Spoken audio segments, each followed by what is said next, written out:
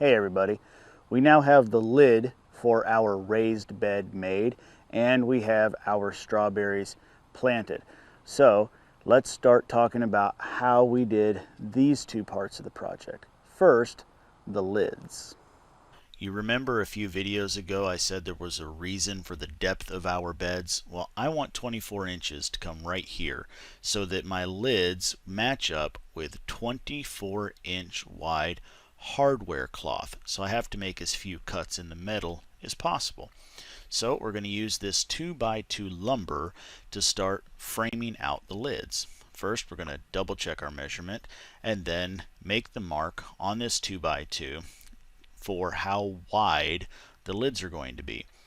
After making the first cut, we did just use the first piece of wood as a stencil for the rest of the cuts to make sure that they were as similar as possible. Now we needed to figure out how long each lid was going to be, so we took a measurement across the entire length of the bed and even decided to use wood in place to double check our measurements and figured out what the length was going to be. Then we cut those lengths and started to pre-drill holes in the 2x2 to make sure we don't split any of the wood.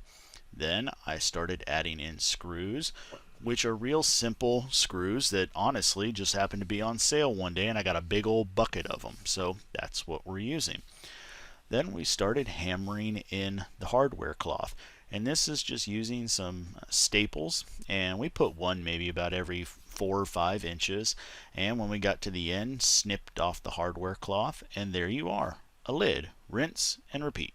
So that's how we did the lids. These are going to be in several different sections and segments so that they're easy to handle. We want them to be easy to be picked up and moved around. So we don't want them to be too big or bulky, but not too small that they're impractical either.